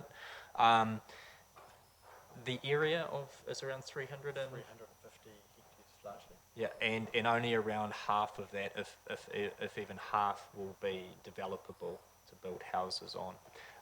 We're looking at roughly, our thinking is around 3,000 houses, probably at densities of around 18 to 20 dwellings per hectare at the moment. There might be some upside on that, but it certainly has its challenges around delivering density there. It's very much a residential community where your main shopping and jobs are outside of that area, but close by in the Western Corridor. We will be planning for schools, small commercial centres, parks of course, a range of trail networks, etc. But it's largely a residential community. And I just want to briefly mention around the land ownership in there. I think that's important. You've got you've got two developer players, with the main one being Classic Builders, who are really keen to get going. You've also got a large dairy farming family who have got different views and perhaps don't have that incentive or that view that we really want to get into development quickly. They're coming along for the ride, they're part of the process, but they're not necessarily on day one going to be itching to build houses. They're still looking to form their view. All right, any questions on that? Yes, ma'am. Very helpful indeed. Thank you very much. I just wonder if and I'm sure you have, but just so we're all on the same song sheet with this from the bus tour we had while we're talking about Tauriko West right now with, say, in round figures, 3,500 houses, dwellings to be built, maybe 4, thereabouts. At the business estate on the other side of the road, where Winston Warboards is going to, if they agree and resolve at their board meeting in December to shift from Penrose and rebuild their jib plant there, we're going to be sharing that same road, heavy traffic and residential traffic. Water, sewage, whatever, the three waters, the whole 9 yards, all the stuff you're talking about, reticulation services. So I just presume we are thinking about all these things when we are talking about roading infrastructure particularly. And, I guess my other question is, who's going to pay for this? Because if NZTA are not, and we are already funding national roads, is the proposition that this continues? So we're funding the planning side of things at the moment. Look, what our view would be that the road certainly not up to standard today. Our early works package only buys you a little bit of additional time. It doesn't make things necessarily better because you've got maybe a slightly better road, but you've got more growth on it. So you're kind of treading water. There needs to be significant investment from our perspective. It needs to be further advanced than it is, but there are reasons why it's not. We simply can't, as our council, jump in and deliver that long term because the price tag from previous work that we've done is well north of $500 million, if not more than $1 billion. So yeah, we do need to have the key that we need. The first point is to get the long-term business case restarted. Until that happens, we can't make any more progress on what the long-term solution looks like. The other thing that we need to be mindful of is that there's a lot of parties involved in this, and we need our house in order first so that when NZTA and the government are ready to fund, we can say what our bid is. And in relation to the way in which we've been progressing as an organisation working with the Taurika Business Estate, there is a ring road connection from the State Highway through to State Highway 29 to 36 that's been oversized to provide for the movement and flow of traffic, and there's a network in there. So we're actually future-proofing our components of it so that we're ready to go with our long-term planning and with our corridors, right? Because if we NZTA, the government suddenly go, click, we're ready to go, which sometimes that can happen, we may not be. So we're trying to get ourselves ahead of the game and ready to achieve our outcomes when they are. Yeah. And mode shift is part of that. And a key part of mode shift in the Western Corridor around Taurika West is actually the delivery of the bus priority improvements along Cameron Road. So there's a real package there that we need to think about, and the ministers in that space, NZTA is strongly in that space, because that's the key gateway from the Western Corridor into the city along Cameron Road from Barks Corner. Councillor Hughes next. Any other questions? Thank you. Just looking at, so we're talking about 3,000 houses in Taurika West, and we're talking about, I'm just wondering about what's the cost to us of each house if we looked at, the cost of these 3,000 houses compared to what we're doing in the development in the CBD in terms of putting 3,000 or intensifying the CBD. And then when we're also talking about developers, they're saying, well, we only want to do 20 houses per hectare to start with because we need to ease into this, and then we chew up half the land before these developers will suddenly turn around and intensify. So the opportunity of having a potential of how many more houses in that area, sort of 6,000 houses or something to that effect. Have we looked at what that means? Obviously, yeah, we've got the chicken or the egg thing with the developers, but is it worth us defining that more clearly so that we have that potential by the time it comes around, we've got much more intensification and get better bang for our buck? Yeah, look, quite simply, there's no question that the more houses you put into a growth area, it provides you not having to expand the city further, and therefore there's a savings overall.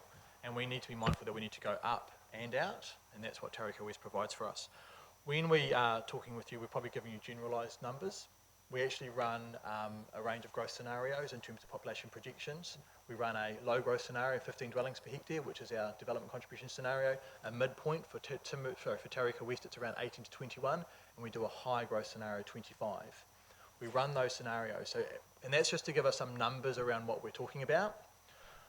As we go forward and we do further work around understanding the landform, the stormwater strategy, and the cost of the infrastructure, we then run financial viability models. And this is part of that, I thought that 4 stall we've talked about before, funding, land use, infrastructure and financial feasibility. So that's the time in which we'll start testing those numbers and pushing it. And it is very clear as we move forward, we need to be pushing more on our developers in which to get better yields and better densities and very much different housing typologies. And that is part of the project we're working with. And one thing I suppose I missed is both clear to Timu and Tareka West. TCC is a 50% funder of these structure plan projects. The other main landowners actually fund 50% of the project. There's a benefit to that. One is it reduces our costs for the process, but it is actually creating the partnership right at the beginning. So we're very clear on how the market works, what all of the expectations are, and the design of the process. So we have a long way to go in which we're going to land our densities, but we actually are in a very good space in which to achieve probably higher densities than what we're talking about today as the development goes on. So you need to remember that Tareka West is a minimum a 10-year development project, so it'll actually probably work through 2 housing cycles. And so we will actually see the increase in cost of land, a force from the market in which to actually change those housing typologies, increase greater densities. And we've seen that across our city. While they might not be the yields we want to see, we were thinking about we want to see, when we started with the lakes, it was around 12 to 12 and a half. We're actually well above that as we've moved through that development. So there's a lot of opportunity to provide greater densities and also therefore reduce the cost burden upon the city. Just quickly jump in and add to that. So we're doing a little bit of work around minimum densities. We're actually going to be working with Hamilton City Council to do a piece of, I guess, research and thinking work around options for where minimum density should sit in greenfield areas going forward, and also related issues around housing mix, housing typology and that sort of thing. And we certainly think there's opportunity for it to be higher than it was in the past, and we know that some of the developers are very, very much open to that. And of course, and we've talked a little bit about around, you know, how far can you push the developers, and we kind of need houses to be built. If you push them too far and say you can only build apartments or terrace houses, well, we might not get the houses on the ground. So there is a balance to be struck, and that balance will change over time. Certainly in terms of the planning, we will be having an enabling planning framework that allows for those things like terraced houses and in Tareka West, and where appropriate, apartment buildings even. And we will be looking at options in terms of how do you future-proof the infrastructure networks in case you do get twice as much development as you thought. So we need to work through all of those particular issues. In terms of the CBD versus Tareka West, I think you know, it's really hard to say what does it cost in each location, but I think that the key point is that we actually need development in both locations and more. So, my question is on page 29 in that first paragraph, the sentence that strikes some angst in me, to enable early earthworks package to progress with the support from NZTA will be necessary for the developers and councils to commit to a complementary set of initiatives such as minimum densities likely to be in excess of 20 dwellings. We've learnt a lot, I think, over the years, that just making a rule for a 20 lots per hectare, as we used to have the 15 lots, doesn't work. And I hear you saying, Cam, that, you know, the partnership with the developers is really a good way forward. But is NZTA driving a rule-based approach here that may backfire on us? Because the flexibility you've referred to, Andy, is really important, and the Lakes has delivered 15 lots per hectare, but we had to go to a staged approach there, or we were going to stop the development there at one point. So can we know that we can do that, or is this going to be a requirement from NZTA that we have to do like we did back then with the regional council doing something? so this is around some early discussions with the NZTA, and clearly NZTA have some broader interests in land use planning, because it certainly affects the state highway network and transport funding. So really it's about how do we prise open the NZTA kind of money box to get some investment in transport sooner rather than later, and what do we need to offer them in terms of doing that.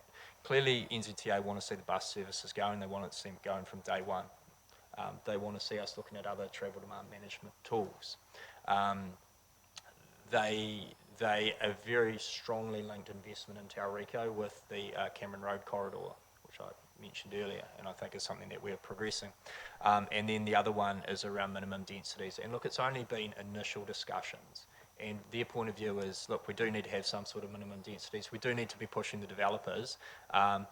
We've come in and said, yep, we're happy to consider that, but we certainly need the houses to be delivered as well. So there's a discussion, a negotiation there. There's more work to be done. And when that work is done, we'll have some further conversations. We don't want to put something in place that is going to prevent development from happening, but we also want to put something in place that does kind of give that little push to the developers going, we want you to go in this direction and not that direction. Yeah. Thank you. Very good answer. There was one more question, I think, Councillor Clout, and then we'll move just on. a very quick question. Can you explain if there is where the direct link is between the residential area of Tauriko West and then the Tauriko Business Estate, the industrial park? Gosh. So at the moment, if you want to go, like, let's say there were houses in Tauriko West, if you want to go anywhere, you have to jump on the highway network or at least cross the highway. So a key issue that we were putting forth when the long-term business case for transport was being run by NZTA was that we would like to see the ability for residents of Tauriko West to be able to access, the shops, the Tauriko Business Estate, without having to go on the state highway network. It's actually really tricky, and it requires at least part of the existing highway to be rebuilt offline, so a new highway alignment alongside the existing highway, with some of the existing highway reverting to local roads with some sort of under or over crossings. So we were very strong on that. Obviously, though, it adds a lot of cost to the project. So it never was concluded, but we were certainly very strong. Once that process starts up again, we will very much be pushing that particular issue along with some others. So do you want to say where they were? They're essentially, we were pushing 3 touch points into the business estate. One was from the upper plateau around the Caltech station, and in the early works package it's about a connection from there to Fiordi Ave for bus priority only. Otherwise you would have to come down the state highway, and then you've got a connection point at the lower plateau by Redwood Lane, which is where the TB has to come. The other point we've been talking about is if the state highway is lowered around Gargan Road Plateau, you could use the current state highway and come up over and then reopen up the Gargan Road Plateau and drop yourself down. They are all the ones that we see are the most appropriate in which to provide for that cross connection. Without those, we are very much creating communities that are quite, I won't be talking about it more, they are severed by state highways and therefore hard to cross. And it's not just the state highway, it's the topography of those growth areas. You've got Pies Pa, the lakes, the Tauriko Business Estate and Tauriko West, there's state highways running through them, and they are all very undulating, so it makes it difficult to create those walking and cycling connections, so they are really key for us to make work. Okay, great. We'll move on to Te Tumu, place where we think there are no highly productive soils that will be affected. Good bus trip out there the other day, I think everybody enjoyed. So look, Te Tumu is actually, it's really interesting. While it is a vastly different landform, and it's vast in its extent, it's twice the size of Tauriko West, it is all of the same planning issues we've just talked about for Tauriko West. It is just an easier landform to work with in terms of the earthwork and the management of stormwater. There are some real positives that we have that have leveraged us going forward for Te Tumu. It has been within our planning regime and our settlement pattern for a very long period of time. So we are vastly ahead in our long-term thinking around provision of water supply and wastewater and roading corridors and connections. Okay? We've done a huge amount of work over the last couple of years around the environmental management and opportunities and all of the natural hazards. And it is quite easy to plan because you are going from east to west. Right? There are some key difficulties with Te Tumu that are essentially holding us back, which we need to go forward. The first land block is multiply multi-land, and it is currently going through a court process by the trustees, and that is not to enable development, it's not to sell the land, it is to create a pocket of opportunity where they can go and leverage off that land holding to go to the banks and borrow money to enable them to progress the planning and the development. One of the issues with multi-land is that you can have multiple landowners, so it is difficult to raise significant investment from the bank. And funding is everything in growth management. Someone has to pay for the infrastructure, for the houses. The overall aspiration of that trustee group, though, is to develop and deliver the land holding with leasehold long-term leases that provide a long-term benefit and then provide a lot of other opportunities for multi-housing, social housing, etc. Okay. Our biggest challenges though, and once you get through that multi-landed, are essentially the natural hazard issues. Making sure that we can deliver a low-risk environment, and that is challenging and liquefiable land. And as when we were out on our bus tour earlier this week, we talked about there is a range of mitigations in which we can achieve that will actually make it more resilient than the rest of the coastal plains, and it will become the model that will need to then be applied to the rest of the coastal plains for growth in area. And given all of the amenity constraints, it provides for a long-term opportunity to deliver significant change in housing and also the employment opportunities out east. At present, there are no jobs in Papamoa East of any significance. And so within the Wairakei growth area, we have the 30-hectare town centre, which is zoned already. There will be access to the Papamoa interchange, and around 60 to 80 hectares of employment. That also has a huge benefit when that gets going to change the strategic transport network and the way in which transport moves. It doesn't need to move into the CBD. It's actually that traffic can actually stay within its local area, or trips can actually come eastward, which is a positive. Okay, and we also need to remember Te Timu is a 30-year development project, if not longer. Okay, so we're actually putting in investment, and it will take that length of time because we are moving in a sequential manner, which means that the growth area will open up as the infrastructure is delivered in that sequential manner. So we will actually see 2 to 3 to 4 housing cycles before it's finished. And that project, once again, is operating under partnership with the 3 main landowners, funding 50% of the project, which is once again a great opportunity. And what we see with Te Timu and Tauriko West is that we want to carry that partnership on for the life of the project. So it's not as if we zone the land and then we step back and deliver infrastructure to the boundary. We actually want to create a long-term partnership with those landowners to deliver that growth area all the way forward, which helps us deliver on our aspirational outcomes. Thank you. If there are no questions, one, Councillor Robson. Just quickly, question. and this is live streamed. There's a massive investment by this council in growth management, growth planning, growth support, growth encouragement. How much of the cost is recovered via development contributions or whatever other means, and how much of the cost of running this internal processes are actually borne effectively by the general ratepayer? Do we ever sort of monitor that?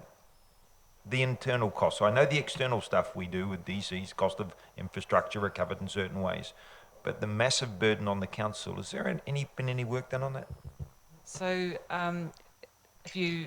obviously the capital costs is tried to be collected by development contributions. I think we're one of the only councils that tracks the under-collection of development contributions and does a transparent transfer from development contribution funded debt to ratepayer funded debt. And Fraser will be bringing a report to you on that as part of the long-term plan of how many millions we need to move across. In terms of the operating costs, as Cam and Andy have talked about, we have a partnership approach with the developers. So they are, in terms of 2.5 million into Te Tumu and 2.5 million into Tauriko. So they are making a partnership funding contribution to the costs of planning. But in terms of all of the wider costs, including things like Te Papa and residential intensification and all of those other things, those costs are borne by the ratepayer, because we are unable to shoot that home to developers because you can't even identify who the developers are going to be. So we've got a small number of large-sized landowners. We can work in partnership with them. Once you move into a larger number of small landowners, it becomes extremely difficult. It's nigh impossible. Thank you. Okay, if we could move to future urban growth areas. Keenan Road. Well, I might, if it's okay, just deal with the next two together. So you've got the Keenan Road urban growth area. Effectively, that's an expansion of the Lakes development further southward, which has been planned through Smart Growth for 20 years probably. And then there is the expansion of the Tauriko Business Estate in the lower lying areas south of Belk Road, so just on the other side of the road from where all the earthworks is underway at the moment. So both of those two projects are located in areas that are in the Western Bay District. The Local Government Commission has received submissions through the Tauriko West process to bring both areas into the Tauranga jurisdiction now rather than in the future. And they are considering those and will be progressing a process to engage with the community around that option sometime next year. We're also undertaking broad water and wastewater studies for the Western Corridor, of which these areas are located for the next 50 to 100 years. Those are dealt with in the Waters Planning Projects update later on this agenda, but they will be considering growth in those areas. So we're not actively structure planning those areas at the moment or progressing with rezoning. That is proposed to happen in due course. But as you can probably imagine, with everything we've talked about today, resourcing is a bit of an issue, and it's not something that we could just, I could just throw to my staff at the moment. We'd have to consider how we could progress those if they were priorities. There is some interest, particularly in Keenan Road, from some landowners around getting things moving more quickly. And some people who want to lodge resource consents and do alternative servicing type proposals. I must say we have some concern about that, and we need to do proper structure planning of that area because the area won't entirely be residential. We need to ensure that we get the right parks, community facilities, schools and commercial centres in the right places in those areas, and if we allow development to progress ahead of schedule, we risk and we actually significantly risk undermining some of those long-term outcomes and creating good communities. And there's one particular issue that I'm dealing with at the moment there, which, who knows, that may come to you in due course. But that is those two particular areas. The extension of the business estate is the land for that is largely owned by the developer of the business estate at the moment, so it would be an extension of that area. Are there any questions on those two projects? Okay, any questions on those? So we are at about the time when I need your approval for a continuation after 2 hours. Can I just check, please, with finance? If we adjourn at 10, are the staff going to be here to go into the FARC committee at 10:15? If they're not, I'll carry on another 15 minutes or 10 minutes at least and then adjourn. Will they be here? Okay. So they're probably not going to be here. Okay. So we'll carry on till 10 or 15. I'll move a motion that we extend the time to past the 2 hours. Thank you, Councillor Morris. All those in favour, please say aye. Against, that's carried. So now we'll move on to the Welcome Bay planning and Ohauiti. We'll see if we can try and wrap all these through in 10 minutes if we can. Andy. Cool, please. No problem. I think we can do that. In terms of Welcome Bay and Ohauiti, again, this has been running out of Janine's team. This is really looking at, I guess, and it's already been mentioned today, that the Welcome Bay community could probably function better and it could have probably been planned better than it has been. So this project is about saying, you know, how can we improve some of those things? And there's some initiatives underway around things like supermarkets, around things like new schools and new playing fields, which will be addressed separately through other items on other agendas. But it's also about saying, as part of trying to solve those issues, could growth actually help? Because growth provides potentially additional revenue streams to build new infrastructure, to improve roads, to build new roads. So we've been investigating, you know, the social infrastructure side of things, but also your three waters and transport infrastructure in Welcome Bay, alongside where land use change might happen. And there's significant opportunity for further development of both Maori land and privately held freehold land in Welcome Bay and Ohauiti. And what we've found is that the real constraint is transport. Is kind of quite obvious. We kind of knew that from going into it. And we have some draft reports around how those issues might be addressed, particularly the idea of creating a second transport corridor in and out of Welcome Bay. The issues there are largely going to be around probably cost and around the implications for the state highway network.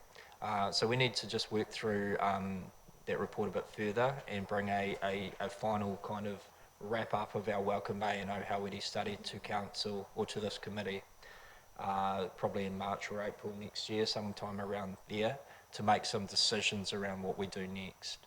Is it too hard? Is it something we should continue to investigate, and on what time frame?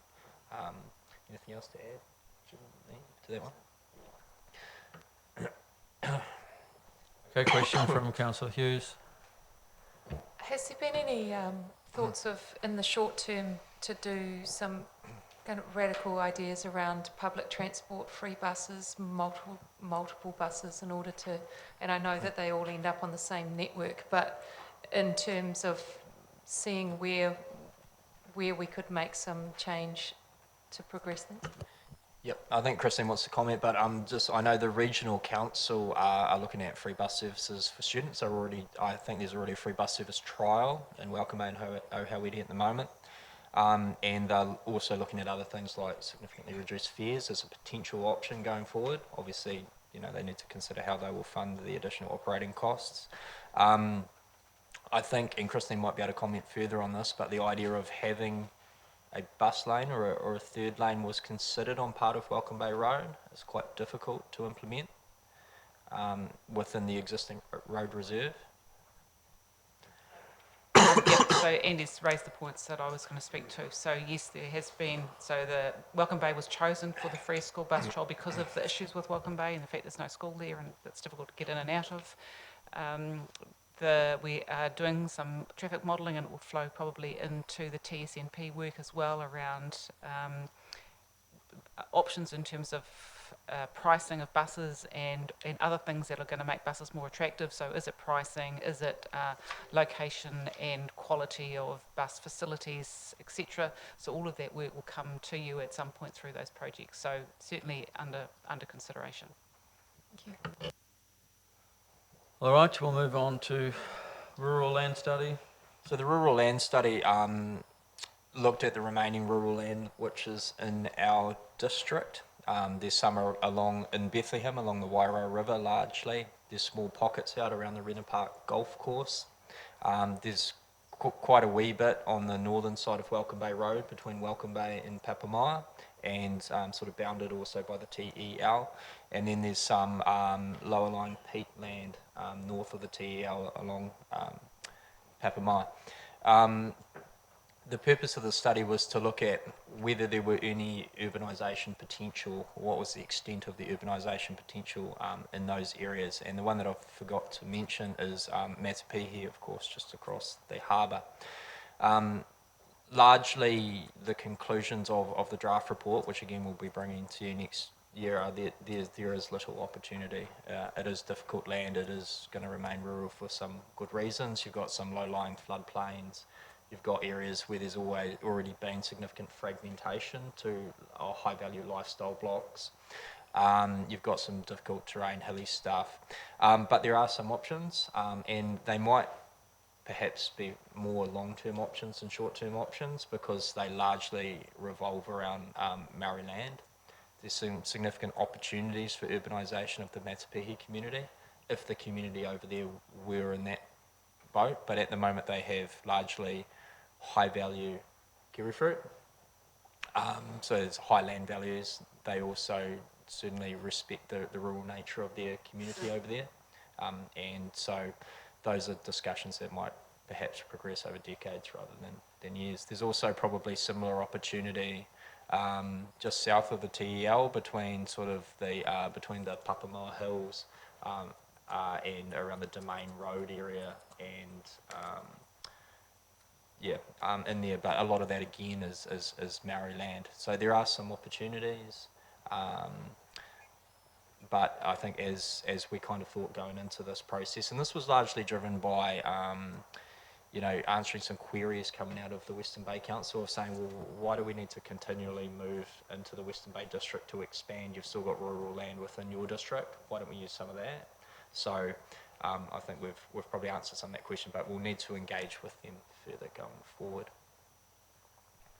Just quickly though, Andy, with the comment about the lack of desire for urbanisation in Matapihi and in some other multiple Maori-owned blocks, there is a change, I believe, of a willingness to look at intensification so they maintain as much of the rural as they can. I think there are some things getting close to getting underway.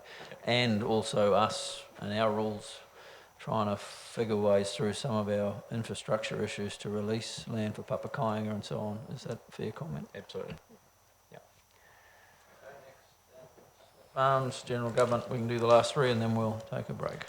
Cool. So Smiths Farm, and we've talked about this a wee bit already, but Smiths Farm is a council-owned special housing area site out in Bethlehem. It's zoned for lifestyle development, but the special housing area allows you to deliver additional density.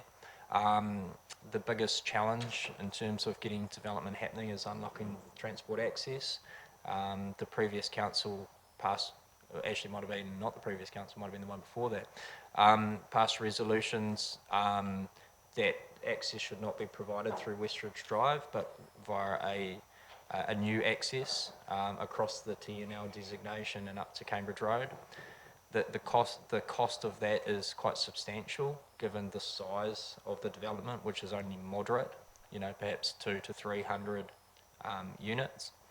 What we're doing as staff is we're continuing to work on the access options, costs, how we might be able to mitigate some of that front-end cost, and also, of course, thinking about what other access options there might be. We need to bring a report back to you, and we think we'll be in a position to do that around March or February next year. Questions? Carry on. Thank you. Okay, in terms of government initiatives, we've got a separate item on the agenda, so I won't cover those sort of points today, but certainly probably what's key for us is around the review of the Resource Management Act. A substantial review of the Resource Management Act is planned, and an initial consultation document is out with submissions to be made, I think around the 2nd or 3rd of February next year. I haven't turned my mind to that yet. But we will be needing to make our views heard on that. The other really key initiative of the government is the establishment of Kāinga Ora. So the first bill to establish the entity is passed, but a second more substantive bill is planned, which will detail the powers of Kāinga Ora, which is the government's urban development agency. And Housing New Zealand is also brought into the under the umbrella of Kāinga Ora going forward. So when that comes out, we will be certainly commenting on that, and that could play a significant role in the medium to long term in some of our urban development projects in Tauranga. And the last item we have is around natural hazards and resilience planning. I might just ask Cam to return, if that's okay, just to round things out on this item. Yeah, so as we have talked about before, we've got a significant program underway for natural hazards and natural hazards planning. Last year we released to our community after a couple of years' work Inner Harbour coastal erosion and Inner Harbour inundation that collectively affected in total 1,800 properties for coastal erosion and 5,500 properties for inundation. This year we've been working on a wider program on resilience, which is bringing in greater resilience to our infrastructure in urban form, that we can then apply in terms of funding through the long-term plan on how we're going to invest to improve the resilience of our city to shock events and the potential of sea level rise over time. Our current work program is covering a development of an earthquake shaking model, which we have completed, which is around determining a local context shaking from earthquakes for Tauranga, because we've largely relied upon the New Zealand seismic model, and then developing liquefaction maps for our city under a range of seismic events, and then rerunning a range of natural hazard models in terms of coastal erosion and redefining our slips and fault and volcano issues as well. So we will be bringing that to you all as it emerges, and then we release all of that to the affected community as part of information that goes on their land information memorandums, and so there's a community engagement campaign that goes with that. And then as we move towards the long-term plan, we'll be needing to come with you and work with you around the potential investments that will be required in terms of management of exposure of significant assets in the short to medium term, and how we also apply resilience to the building of new infrastructure long-term to ensure that we have a city that is resilient to our shock events. Thank you. Any questions on that? If not, I will move to... Not on it. I just want to backtrack just 5 minutes, if I may. Welcome Bay would consider itself the forgotten suburb, and I just think we need to be conscious of that. It's obviously a dormitory suburb. We know that if people come, they just sleep there. They come in and out to do virtually everything, and we know that. And I'm just thinking, in Councillor Granger's absence, I'm pretty sure that he would speak up and say that we really need to be conscious of that status that they feel about themselves. They feel isolated. They feel locked in. I know there's work on a supermarket, that's probably a very good thing. And so I just conscious in my mind when we're talking about roading projects, and I'm thinking very specifically now about 15th Avenue and Turret Road, and the Haurani Bridge potentially, that Welcome Bay does feel itself as a forgotten suburb, and I think we just need to be conscious of that. Thank you. Very good comment. I will conclude the comments there, if I may, just to move on. We have to adjourn. I'll move receive the Growth and Land Use Projects Progress Report. If I have a seconder, please. Thank you, Councillor Hollis. Just quickly speaking to it, we have heard from our staff today, from Andy, from Campbell and from Carl, and we have Christine as the overall leader of that. We are well served with our staff. The knowledge they have is second, I think, to none anywhere in the country, and we can hold our own in any discussions with central government. So I hope everyone has benefited from the presentation. We have the bus trip in the morning. Any other speakers on the matter? I'll put that. All those in favour, please say aye. Against, that's carried. Now I need a motion to adjourn.